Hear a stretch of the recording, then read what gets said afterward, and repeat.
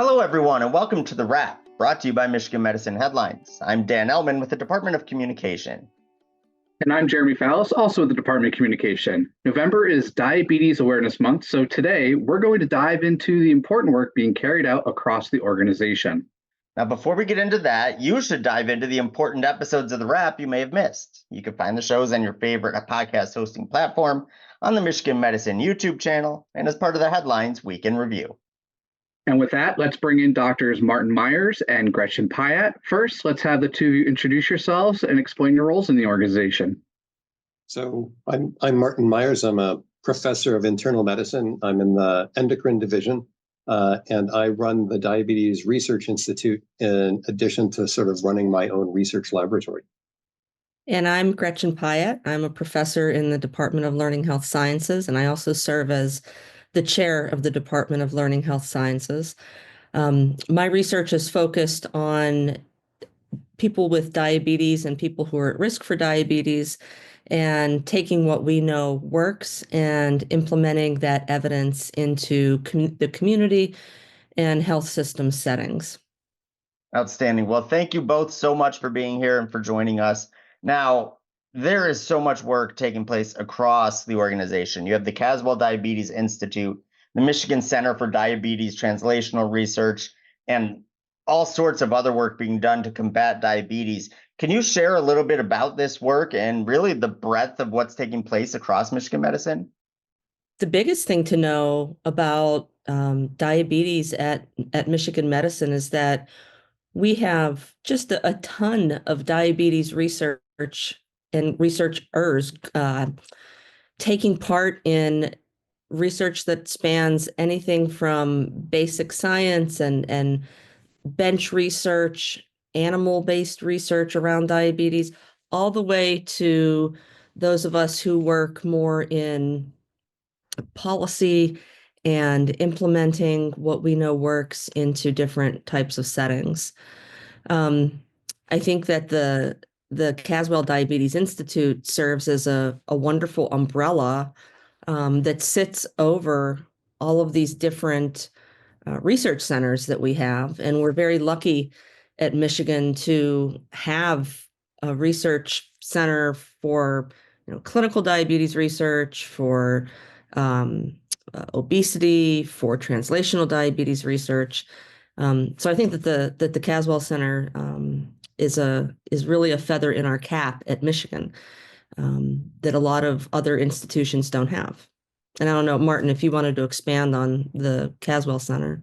Sure. So University of Michigan, as Gretchen said, has a lot of diabetes research going on sort of across the spectrum, from very, very basic research to the kind of research that Gretchen and her colleagues in the Center for Diabetes Translational Research do, just, getting diabetes research out to everybody in the community.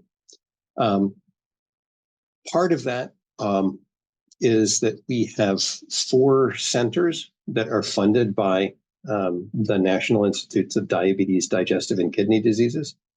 There's the Michigan Diabetes Research Center, the Nutrition and Obesity Research Center, a Mouse Metabolic Phenotyping Center, and then the Center for Diabetes Translational Research that Gretchen runs. Now, the Diabetes Institute actually doesn't control any of those things. What those centers do is actually provide resources for our researchers to, essentially do the things that they do sort of across the spectrum. What the Diabetes Institute does is takes a look at diabetes research writ large across the university and helps to think about strategy. What kind of programs do we need to support that maybe we don't have? What kind of investigators do we need to recruit or retain, et cetera, just to make sure that we have a really strong and really diverse program. That's all wonderful to hear. And I think something that will help a lot of our listeners, and some of them will know some of these answers, but hearing it from you two being the experts, let's get a little bit more simplified. Let's explain exactly what translational research is and how it relates to your basic science and the other forms of diabetes research happening here at Michigan. Yeah, no, I think that's a great question. And sometimes there's some confusion around it. And I think it's important for folks to realize that like the work that we do in the Translational Center really spans all the way back to like the 80s. That's when that type of work started really taking shape at Michigan. So really the goal of our Translational Center is to, promote and strengthen and expand these really high quality, high impact research projects that helps us to understand and improve health equity among populations who are a lot of times disproportionately at risk for developing diabetes and its complications. And sort of the mechanism, so to speak, to getting there is through translational research. And a lot of times you'll hear translational research described as like bench to bedside, so to speak. But there are a lot more phases of translational research other than that. There's bedside to community, there's community to policy. So translational research, when I think about it anyway, is really focusing on bridging that gap between these scientific discoveries that people and researchers make in labs, and turning those into sort of practical applications. And this is, particularly important in healthcare. So if you think about the work that like Martin does in his lab, our job with the Center for Diabetes Translation is to really take those discoveries and develop real world medical interventions and treatments, drugs, diagnostic tools, et cetera, so that people then benefit from all of that basic science research that's done. Yeah, the point of translational research and the Center for Diabetes Translational Research, as Gretchen was saying, is really to make sure that when there's something that important that happens in the preclinical or the clinical space that can make an impact on care, that it actually gets there and doesn't just sort of sit there and not make an impact at all. Right. And what we know is that, and there's a lot of more research out there that shows this, is that typically it takes about 17 years to go from research to start in the lab and make its way all the way through those different translational stages. And that's crazy. I mean, there has to be work done on decreasing that time lag. And that's a lot of the things that we focus on in the Translational Center is how do we decrease that time lag, and get people these things that we know work quicker. Especially with the rate technology changes and things like that, right? So you're basically using old technology by the time that you're getting it to the bedside. So what other challenges besides that time lapse are there in getting your scientific breakthroughs to real world treatments? I guess I could maybe start just from the perspective of a translational center. I think a lot of the challenges that we see are, there's scientific challenges, there's logistical challenges, there are economic challenges. But for the work that we do in the Translational Center, a lot of those challenges occur at the health system level, and beyond, not just at Michigan Medicine or anything like that, but they occur at that level and up. So at the community level, at the policy level. So, for an example, it's like we continue to struggle to help patients with things like cost and insurance coverage of new treatments and ongoing monitoring, accessing the technology that they need to access, getting diabetes education and support into health system settings. And for healthcare, it's different doing it at Michigan Medicine than it is if we're talking about doing it maybe or working with our partners it's at, Michigan Medicine West, or, the Sparrow. Those systems and other local hospital systems, they may not have the funding that an academic medical center has. So that they're not able to provide that continuous and comprehensive care for diabetes. So that's ultimately why we do the work that we do. And that work sometimes has us go beyond the health system to intervene in different community settings. Yeah. So a couple of concrete examples that even I, a basic researcher, know about are, for instance, continuous glucose monitors. Continuous glucose monitors have been in use for patients with type 1 diabetes for a long time, but now there's a lot of research that says that people who have type 2 diabetes actually can benefit from using them. And there are a whole bunch of logistical hurdles, including, insurance, including getting physicians to understand that this is important, that, to actually get that technology taken up in the community. And similarly, everybody's heard about these GLP-1 receptor agonists. I think the one that everybody talks about is Ozempic, even though, there are a couple others like tirzepatide, et cetera.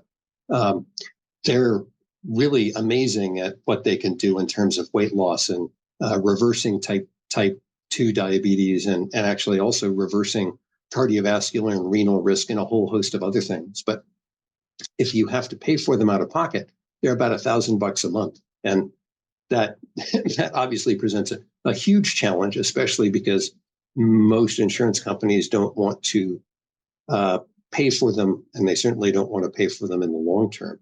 The other problem is that there is such a need for these drugs that there just isn't enough of it out there. And translational researchers here at the University of Michigan and elsewhere are trying to figure out how to bridge that gap. Yeah, we have a really nice program. It's called the Weight Navigation Program. And it's run by one of our colleagues in internal medicine. Her name's Dina Grausda. And it has been wildly successful at Michigan Medicine in getting people the weight management elements or pieces that they need, whether that's counseling with a dietitian or whether that's things like a weight loss med like Ozempic or Wegovy or something along those lines. So I foresee that program having a lot of potential to spread across the United States, in people sort of getting on board and there being a lot of uptake, so that more and more people can benefit from these interventions that we have. Yeah, I'll just point out that part of the Center for Diabetes Translational Research that Gretchen runs, and part of a sort of springing from the Weight Navigation Program, Mark Fendrick here at the University of Michigan is essentially partnering with the Weight Navigation Program to try to develop policies that can get pushed up to the state level, the insurance companies to the national level, to increase access to these important GLP-1 receptor agonists. And that's all super helpful information. And I guess this kind of relates pretty well. We talked a lot about what patients are receiving on that end of it, but what roles do patients and the public play in the translational research? How can they participate and be involved, and what does that look like? When we think about diabetes translational research, all of that research absolutely has to be patient-centered. And that's the model in which we function in our everyday lives as translational researchers. So we actively partner with our different community partners to make sure that patients have a voice in the research that we're doing. So sort of this concept that people may have heard of called nothing about us without us. So, I would say that if people want to get involved, really my advice is to get involved at their local level, at their local community level, whether that's, being involved in different local nonprofit organizations like the different local American Diabetes Association chapters, getting involved with health ministries in their different places where they may worship. Um, and there are researchers out there that are always looking to partner with those types of organizations um, to get programs going. So I think that's probably one of the best ways that people can become involved in this type of effort. Now, Martin, let's start with you. I want to get both of your insight on this specific question, but Martin, we'll start with you. What recent breakthroughs or developments in diabetes research do you find sort of most exciting and promising? And then what sort of potential do they hold for people who are living with diabetes? Oh gosh, I mean, it's an amazing time to be in diabetes research because there are just so many new things that are happening. So a common problem between type 1 and type 2 diabetes is that the insulin producing cells in the pancreas, the beta cells, stop working or actually are killed by the immune system. And so one of the holy grails over the past few years has been to find a way to either fix or replace those beta cells. And here at the University of Michigan and a bunch of other places, there's been a great deal of progress made trying to grow patient-specific beta cells, potentially for transplantation in the future, and also looking into ways to potentially improve the resiliency of those beta cells. Additionally, we have amazing groups of researchers that are focused on the centers in the brain that control blood sugar and the centers in the brain that control food intake, and especially mediate responses, again, to these GLP-1 receptor agonists or other classes of drugs that are coming through the pipeline that promise to be equally, if not more effective, like amylin receptor agonists.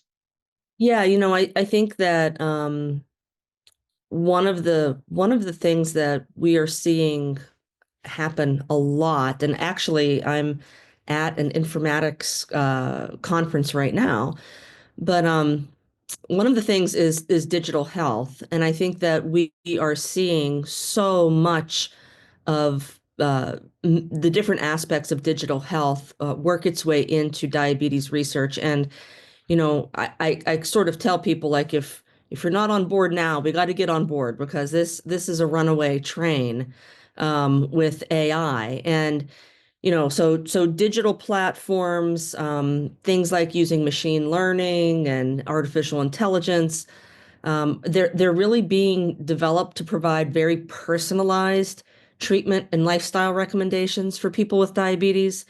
And these different types of algorithms and such really have the potential to create these very individualized um, insights and sort of actionable feedback for patients around their glucose levels, around their diets, around how much medicine they're taking or need to take.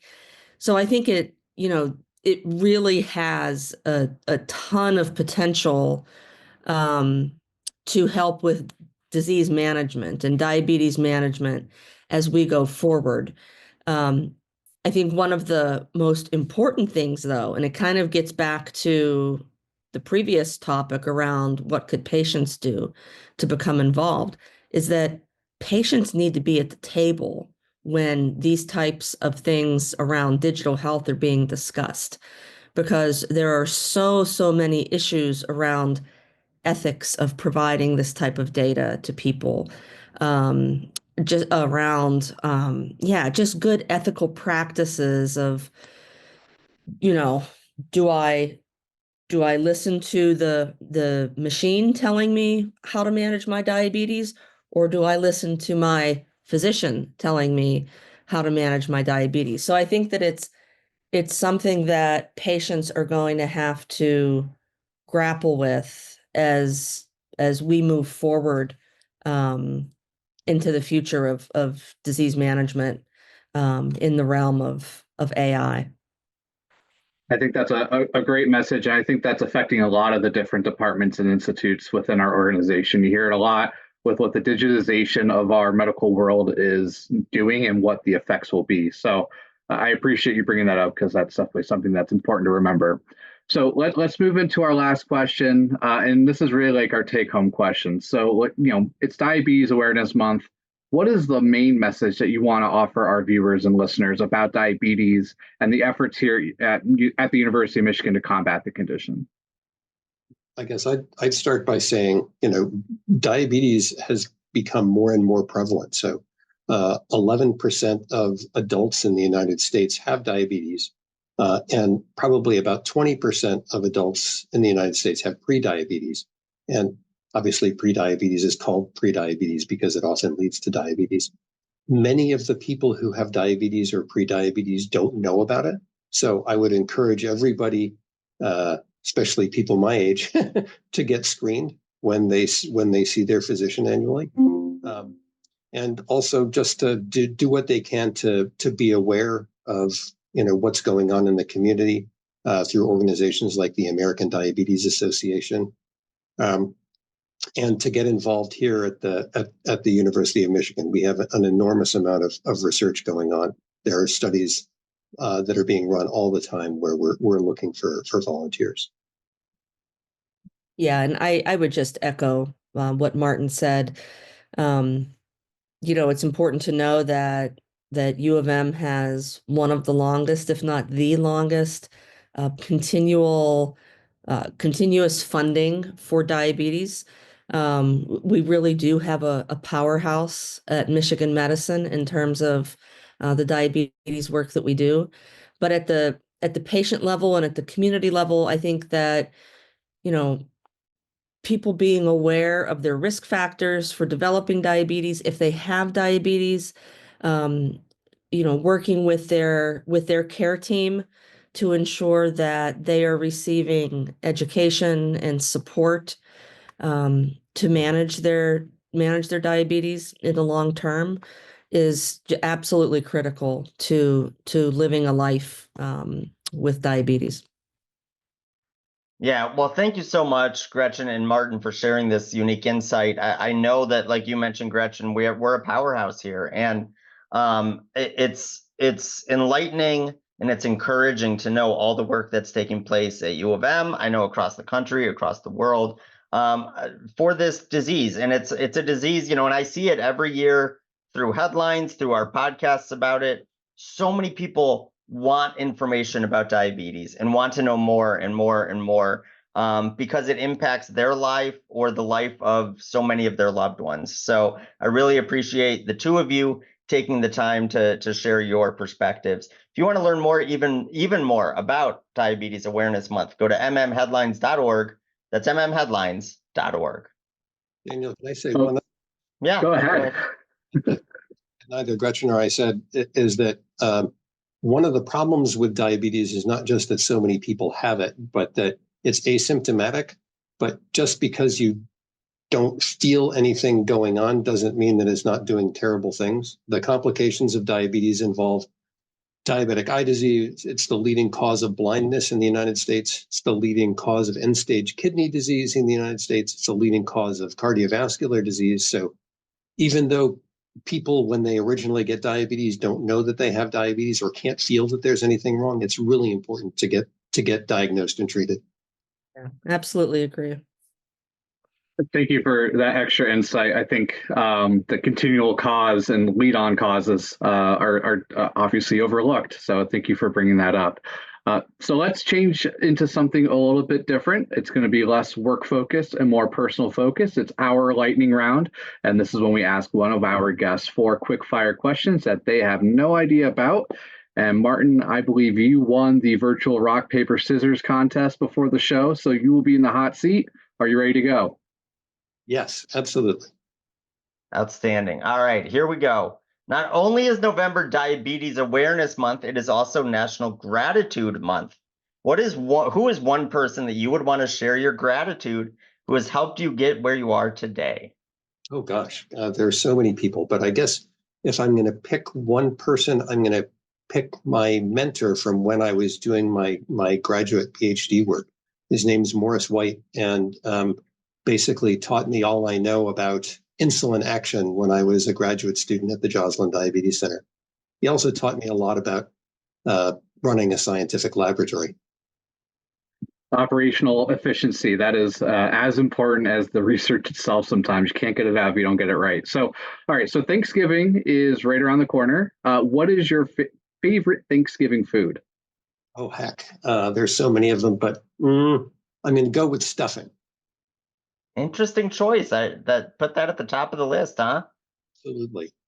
All right, let's stick with the holiday theme. Are there any holiday traditions that you're looking forward to moving into December? I mean, Christmas cookies is an obvious one, but also just the ability to get together with friends and family and have a nice relaxed time. All right, and finally, if there was one piece of advice that you would give the next generation of healthcare leaders, what would it be?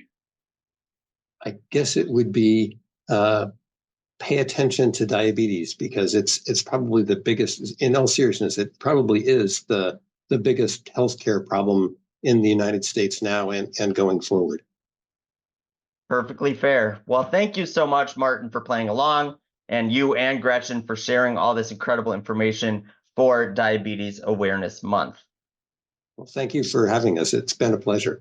Absolutely. If you want to learn even more about the research and the work being done related to diabetes at Michigan Medicine, go to mmheadlines.org. That's mmheadlines.org. All right, Dan, we asked Martin what his favorite holiday traditions are and what he's looking forward to. How about you? Yeah, so, for my family, Thanksgiving is our favorite holiday. It's our biggest holiday of the year. Everyone gets together, so I'm always looking forward to that. Watching the Lions win and then eating good food is a great day.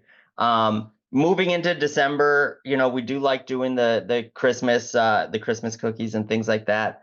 But I honestly just love driving around and looking at the lights and seeing like which houses went all out and absolutely crazy. And I'm like, what was your budget for Christmas lights? Like, it just boggles the mind. And when did you decide to like climb to the top of your roof to do all of that stuff? So I think looking at the Christmas lights, that's honestly one of my favorite traditions. What about you?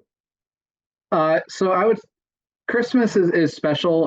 The family that I grew up in always went all in on Christmas, and it was always kind of this big surprise that the parents did on Christmas Eve, like nothing would be there, and then they put everything up, and then it was there on Christmas morning. We don't go to that extreme in this family, but we have 2 young kids, so we're at a really cool time in life where it's awesome to see their faces light up and the anticipation of it coming on. And one of the traditions that we do is my wife and I make mimosas in the morning, and that's how we get through the morning with opening presents, mimosas and cookies. You can't go wrong. It's a good way to spend Christmas morning. It's your survival pack. You got it. Yeah. All right, it's time for the weekly trivia contest. This week's question is, a new task force has been created at the U of M Medical School to help the organization adapt to which technology? Once again, a new task force has been created at the U of M Medical School to help the organization adapt to which technology? You can find the answer in a recent headline story. Once you know it, send it to headlines@med.umich.edu for the chance to win a prize. And that's all we have for this week. Thank you again to Gretchen and Martin for joining us. And thanks as always to our listeners and viewers for all that you do for our patients, families, and each other. We'll see you next time.